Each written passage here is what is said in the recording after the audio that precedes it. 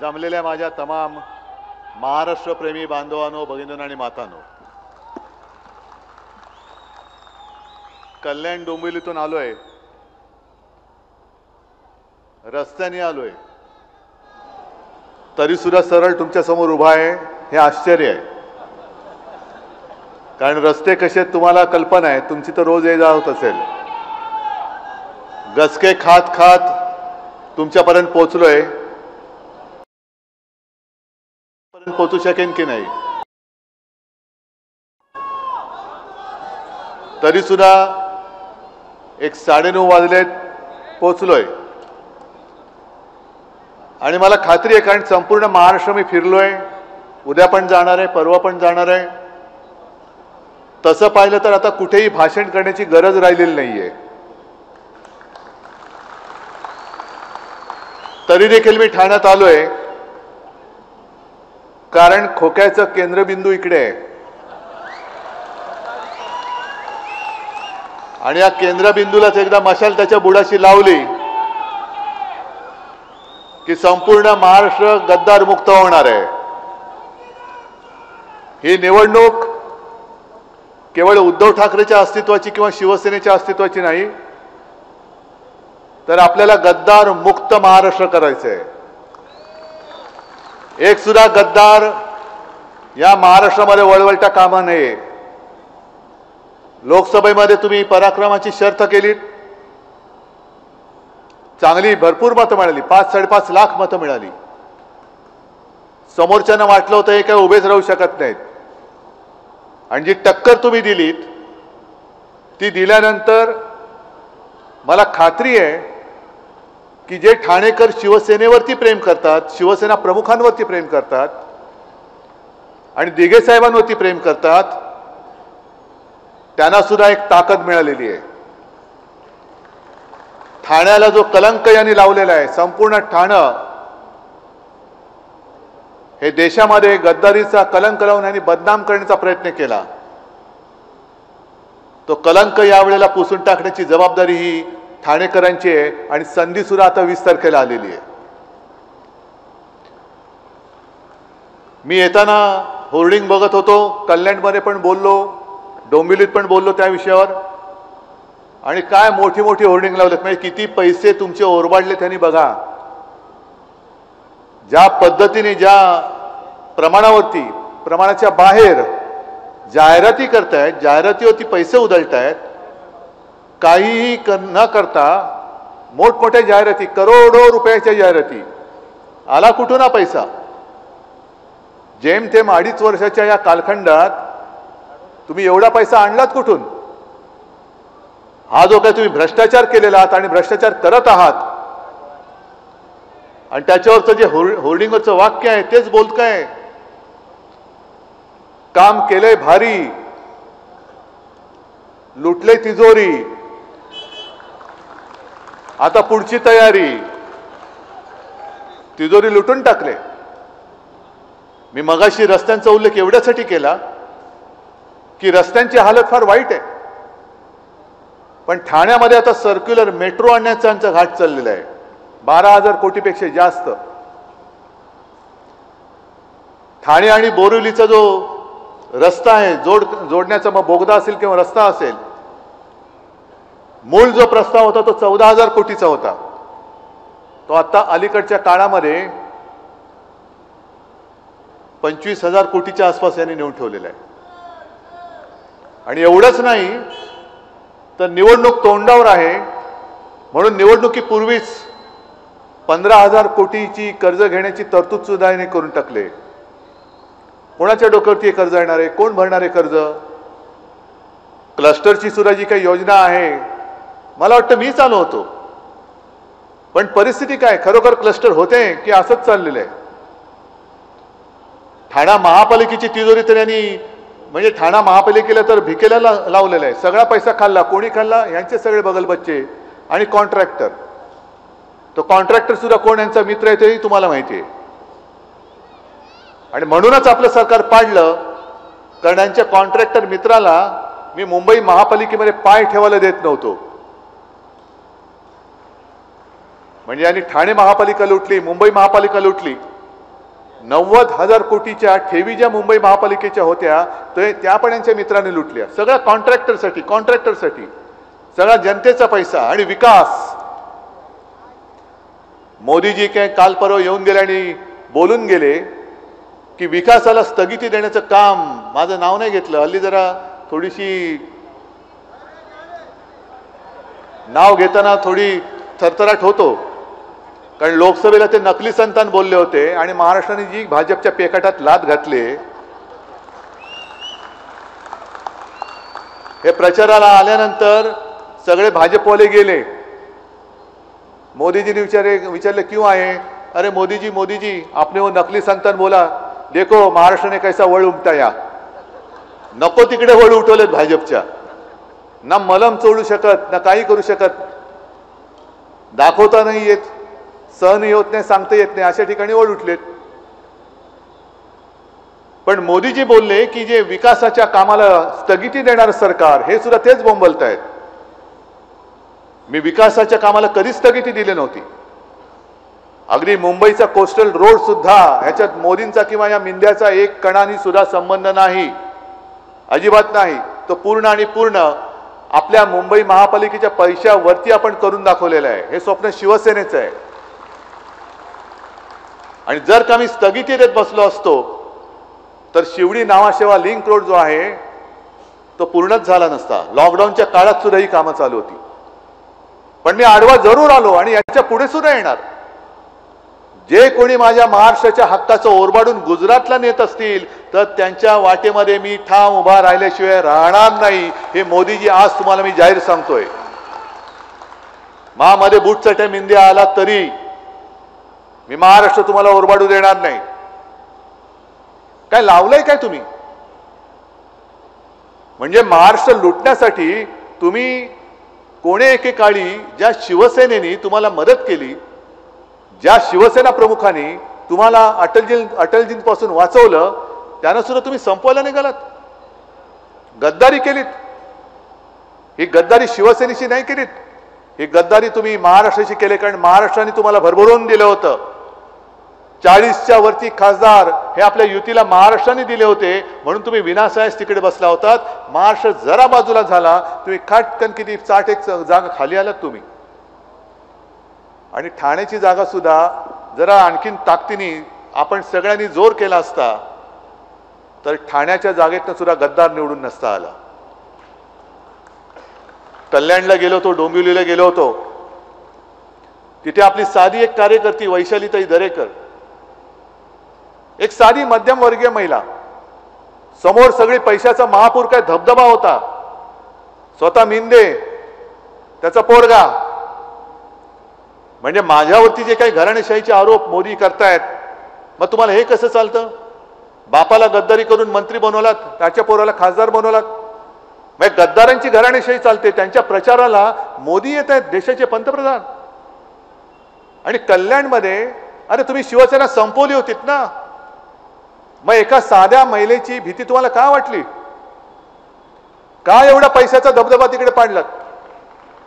का स्वतः पंतप्रधानांना कल्याणला माझ्या साध्या एका बहिणीचा पराभव करायला देशाच्या पंतप्रधानांना यायला का लागलं? आणि एवढं करून सुद्धा कल्याणकरांनी सुद्धा आपल्याला जवळपास 4 लाखाच्या आसपास मतं दिलेत. त्यांचा मला अभिमान आहे, ठाणेकरांचा मला अभिमान आहे. आता भले हे आपले शिवसेना प्रमुखांचे फोटो लावतायत, आनंद दिघेंचा फोटो लावतायत. मग मिंदेना मी सांगतोय, ठाण्यात येऊनच सांगतोय, जर मर्दाची औलाद असलास तर माझ्या वडिलांचा किंवा आनंद दिघेंचा फोटो न लावता स्वतःच्या वडिलांचा फोटो लावून ठाणेकरांकडे मतं माग. तर मी म्हणेन मर्दाची औलाद आहे. नाहीतर नामर्दाची औलाद पक्ष फोडतो, पक्ष चोरतो, निशाणी चोरतो, वडील चोरतो, आनंद दिघे साहेबांना चोरतो आणि म्हणे बाळासाहेबांचा वारसा. बाळासाहेबांचा वारसा काय? महाराष्ट्र लुटू देणं हा बाळासाहेबांचा वारसा आहे. महाराष्ट्राची लूट झाली तरी चालेल, पण तू बूट चाटत राहा, हा बाळासाहेबांचा विचार कधीच नव्हता, असूच शकत नाही. आणि राजन सारखा एक सुसंस्कृत खासदार, खरं म्हणजे ठाणेकरांनी मजबूतीने त्याच्या मागे उभं राहायला पाहिजे होतं. पण राजन, मला माहिती आहे की ठाणेकर सुद्धा मर्द आहेत. गेल्या वेळेला एक थोडी कसूर झाली असेल, पण या वेळेला तुम्हाला 3-4 जण जेवढे आहेत, आपले मडवी आहेत, केदार आहे, राजन स्वतः आहे, नरेश आहेत, ना सगळे आहेत. आणि हातामध्ये मशाल घेऊन गद्दारांचा भ्रष्ट कारभार जाळायला हे ठाणेकरांसाठी पुढे आलेले आहेत. आता तुम्ही ठरवायचंय तुमच्या आयुष्यामध्ये गद्दारीचा आणि भ्रष्टाचाराचा काळोख पाहिजे की लखलखती धगधगती मशाल घेऊन तो अंधकार तुम्ही जाळणार आहात, हे तुम्ही ठरवायचंय. आणि मला काही जसं मगाशी डोंबिवलीला कान्होजी जेदे मैदानावरती सभा होती, मी कान्होजी जेदेंच्या निष्ठेची एक गोष्ट तिकडे सांगितली आणि यापूर्वी सुद्धा मी इकडे सांगितले असेल, पण इथे मी एक गोष्ट सांगतो तुम्हाला. मी काही गोष्टी सांगणार नाही, पण काही ज्या म्हणी आहेत, कुऱ्हाडीचा दांडा गोतास काळ, माहितीये तुम्हाला त्याचा अर्थ? माहितीये? कधी ऐकलाय अर्थ? म्हण वापरतो, पण कुऱ्हाडीचा दांडा गोतास काळ ही म्हण कशावरनं पडली तर एका जंगलात एक खूप जुना वृक्ष होता. किती वर्ष झाली होती कोणीच सांगू शकत नाही. अनेक तिकडे पक्ष्यांच्या पिढ्या त्याच्या फांद्यांवरती गुण्या गोविंदाने नांदत होत्या. काही माकडं सुद्धा होती, ती सुद्धा गुण्या गोविंदाने नांदत होती. आणि एक दिवस तिथला एक व्यापारी हा कुऱ्हाड घेऊन आला आणि त्या झाडाच्या बुंद्यावरती घाव घालायला लागला. सगळे जे पक्षी होते ते थरारले एकदम, अरे आपल्या या आजोबांवरती हा घाव घालतोय. मग ते पक्षी त्या झाडाशी बोलायला लागले, आजोबा आजोबा तुम्हाला दुखत तर नाही ना? मग त्या झाडाने त्याने सांगितलं की ते जे घाव घालतात त्याने मला दुखत नाहीये, पण हा व्यापारी ज्या कुऱ्हाडीने माझ्या बुंद्यावरती घाव घालतोय त्या कुऱ्हाडीचा दांडा सुद्धा माझ्या लाकडापासून बनवलाय, त्याचं मला जास्त वाईट वाटतंय. हेच चाललंय. मी सगळ्या व्यापाऱ्यांना दोष देत नाही, पण खास करून 2 ठग तिकडे बसलेत, ते जे आपल्या शिवसेनेवरती घाव घालतात त्या गद्दारांच्या रूपाने. अरे तुम्हाला सुद्धा ज्यांनी राजन, तुम्ही त्यांनीच तो पिक्चर काढलेला, दुसरा पिक्चर तर पडला, कधी आला कधी गेला डब्यात तेच कळलं नाही. पण मला वाटतं सभागृह नेता का स्टँडिंग कमिटी तुम्ही सोडली होती? सभागृह नेता सोडला होता, पद सोडलं होतं. आणि 2012 नंतर या मिंद्याला मी मंत्री केला नसता तर मिंद्या कधी मंत्री बनू शकला नसता. हे त्यालाही विचारा, खरं आहे की खोटं आहे. पण मी केला कारण ज्या ठाण्यातनं मिंदे निवडून आला होता, ज्या ठाण्यामध्ये आपल्या आनंद दिघेंचे एक संस्कार आहेत, गद्दारांना माफी नाही, ते संस्कार ठाणेकर विसरले की काय? तुम्ही दैवत जर का मानत असाल तर गद्दारांना माफ करता कामा नये. आज केदार तुमच्या समोर उभा आहे, वारसदार आहे त्यांचा, आणि चोरून मारून वारस झालेले लोक नाही आहोत आम्ही. अस्सल रक्ताचे आणि विचारांचे वारस आहोत. कारण जे संस्कार असतात, गद्दार विकले जातात, पण संस्कार विकले जाऊ शकत नाही. ते संस्कार आमच्यावर आहेत. म्हणून राजन काय, सगळे राजन सुद्धा खासदार होतेच ना, विनायक राऊत बसले खासदार होतेच ना, आणखीन बाकीचे सगळे आहेत. त्यांना काय वाटतं तुम्हाला? धमक्या दिल्या नसतील, खोके दाखवले नसतील, पण नाही विकली गेली ही माणसं. निष्ठेने राहिले, निष्ठेने राहिले.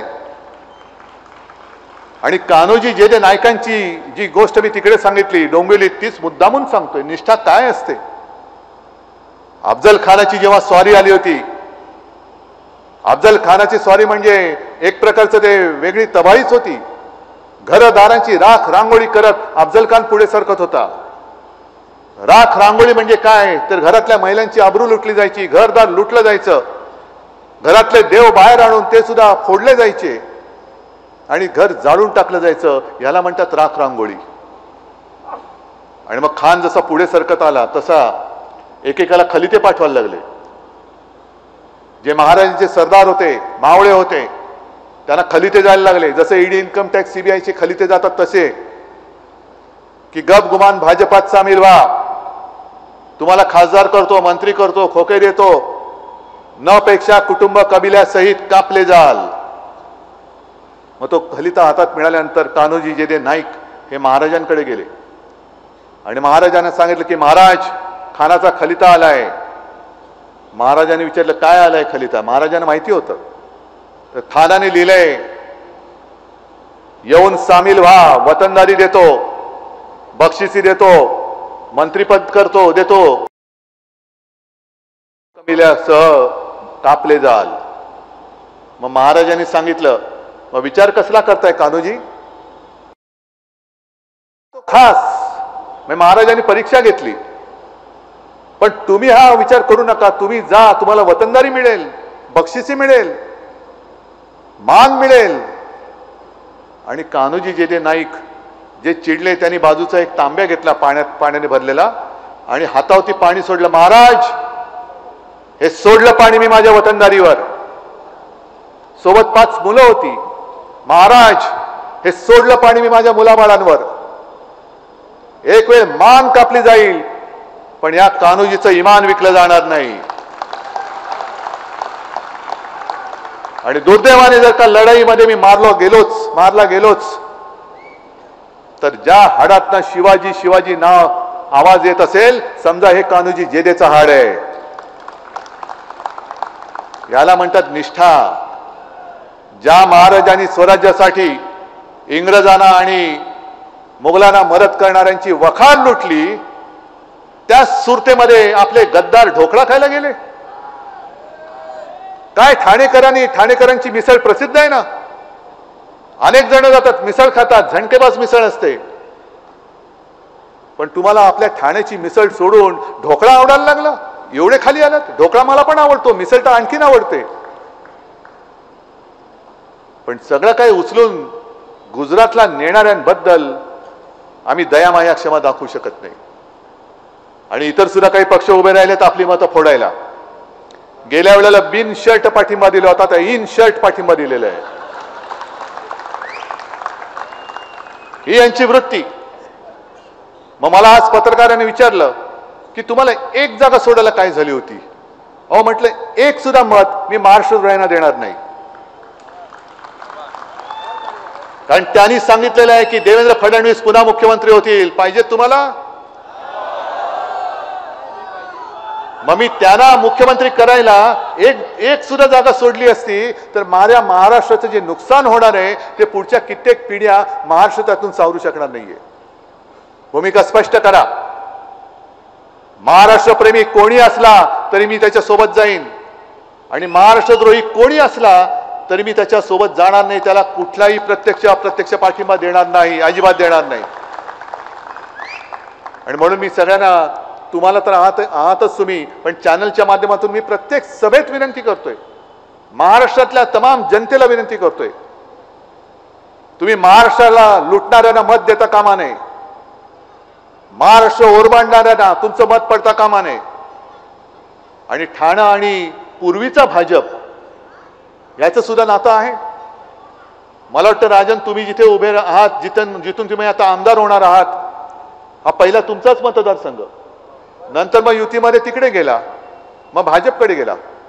पहिला हा ठाणे लोकसभा हा कल्याणपर्यंत होता, तेव्हा मला वाटतं रामभाऊ कापसे होते, त्याच्या आधी माळगे होते, बरोबर ना. म्हणजे ठाणे आणि भाजपचा सुद्धा जुना संबंध आहे. त्या सगळ्या जुन्या भाजपच्या कार्यकर्त्यांना आणि अगदी RSSच्या कार्यकर्त्यांना सुद्धा मी विचारतोय. RSSला आता 100 वर्ष होत आहेत. मग अनेक RSSच्या कार्यकर्त्यांनी अविवाहित राहिले, अनेकांनी आणि भाजप वाढवायचं काम केलं. हा भाजप तुम्हाला मान्य आहे जो महाराष्ट्र लुटतोय? ते कुठे नोकरीला जाणार? गुजरातला जाणार.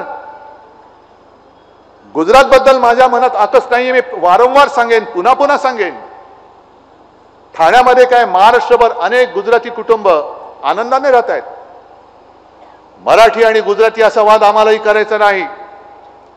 पण मोदी आणि शहा करंटेपणाने गुजरात आणि संपूर्ण देशाच्या मध्ये जी भिंत बांधतायत, अहो मोदीजी शहाजी तुम्ही उद्या जाल, पण ही जी भिंत बांधून जाल ती तोडायला पुढचे कित्येक वर्ष लागतील, त्याचा विचार करा आणि मग भिंत बांधा. राम मंदिर बांधलं, अयोध्येमध्ये हरले. अयोध्येतले खासदार माझ्या घरी आले होते, मातोश्रीला आले होते. मी त्यांना विचारलं की हा चमत्कार कसा झाला. ते म्हणाले क्या कहे उद्धव जी, पूरी अयोध्या ये गुजरात के कॉन्ट्रैक्टर ने हाथ में ले ली है, जहां देखो वहां टावर बना रहे, होटल उनका, ये उनका, शायद मंदिर के पुजारी भी वो अब गुजरात से लाएंगे. का तुम्ही गुजरातला बदनाम करताय, का तुम्ही गुजरातला दुश्मन करताय. आणि मला तुम्ही सांगताय. अमित शाह म्हणाले उद्धव बाबू. मी म्हटलं हा बोलो अमित शेठ. आता काय बोलायचं दुसरं. ते म्हणाले राम मंदिर क्यों नहीं गए. अरे पहले वो राम मंदिर गल रहा है वो थांबाओ, वो अर्धवट बांधे है तुमने, वो घाई गड़बड़ी में क्या हो गया, ऊपर का छप्पर ही नहीं लगाया आपने. मग केवळ आणि केवळ तमाशे करण्यासाठी, शोबाजी करण्यासाठी लोकसभेच्या आधी तुम्ही राम मंदिर बांधलं. तुम्ही ज्या दिवशी तो तमाशा करत होता त्या दिवशी मी नाशिकच्या काळाराम मंदिरामध्ये गेलो होतो. हेच ते मंदिर आहे काळारामचं मंदिर, जिथे डॉक्टर बाबासाहेब आंबेडकरांनी हा राम माझा सुद्धा आहे, आम्हाला सुद्धा मंदिरात प्रवेश करण्याचा अधिकार आहे म्हणून सत्याग्रह केला होता. त्याच मंदिरात मी गेलो होतो. आणि मोदीजी तुम्ही मध्ये येऊन बाबासाहेबांबद्दल बोलून गेलात, संविधानाबद्दल बोललात, आनंद वाटला. आज माझ्याकडे सुद्धा आरपीआय आणि सगळे निळे झेंडे आहेत, काही माझे आरपीआयचे कार्यकर्ते सुद्धा माझ्यासोबत आलेत. एक प्रश्न मी तुम्हाला या ठाण्यातून विचारतो, त्याचं उत्तर तुम्ही द्या. एक 2-3 महिन्यापूर्वी आपल्या राज्य सरकारने अल्पसंख्याक आयोगाची स्थापना केली. चांगलं काम केलं, काय वाईट काही केलेलं नाही. साधारणतः जे जे अल्पसंख्याक समाज आहेत त्यांचा प्रतिनिधी त्या आयोगामध्ये असतो.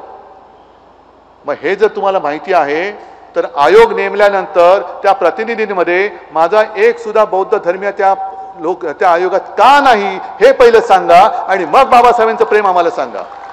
एक सुद्धा बौद्ध धर्मीय तुम्हाला सापडला नाही. बाकीचे घेतले चांगले, जैन घेतलेत, काही मुस्लिम आहेत, पण पारसी पण नाहीये. एक मला वाटतं शीख आहे ना. सगळ्यांना घ्या, पण तिकडे तुम्ही या ना. जसं काळाराम मंदिराच्या बाहेर ठेवलं होतं तसं आज सुद्धा तुम्ही माझ्या बौद्ध समाजाच्या माणसाला त्या आयोगाच्या बाहेर का ठेवलं, ही तुमची वृत्ती कळते. हे तुमचं हिंदुत्व आज सुद्धा तेच कायम आहे, ज्याला मी गोमूत्रधारी हिंदुत्व म्हणतो. आणि या सगळ्यांच्या भाकड कथा जर तुम्ही पुन्हा आपलं मत मिंध्याला दिलं किंवा भाजपला दिलं किंवा भाजप आणि मिंध्याला मदत करणाऱ्याला कुठल्या तरी गुंसे, मला माहित नाही राजनराजेजी तुम्ही कुठल्या कोणाचे उमेदवार होतात तेव्हा ती मनसे होती, आता गुंसे झाले. म्हणजे गुजरात नवनिर्माण सेना.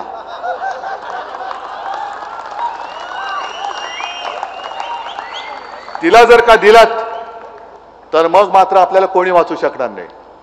आणि छत्रपती शिवरायांचे जर का आपण मावळे असो तर हातामध्ये मशाल घेऊन या गद्दारांचा भ्रष्ट कारभार याच वेळेला तुम्हाला जाळावं लागेल. मग जाळण्याची हिंमत आहे तुमच्यात का नुसतंच आपल्या घोषणा देणार, हो बोलणार आणि घरी जाऊन झोपणार. मग जर तुमच्यामध्ये हिंमत असेल, ठाणेकर जर दिघे साहेबांना मानत असतील, मानतातच, छत्रपती शिवाजी महाराज आणि हिंदू हृदय सम्राट बाळासाहेबांचे तुम्ही प्रेमी आहात, शिवसेना प्रमुखांचं ठाणे आणि ठाण्याची शिवसेना हे नातं मी नाही तुम्ही प्रस्थापित केलेलं आहात.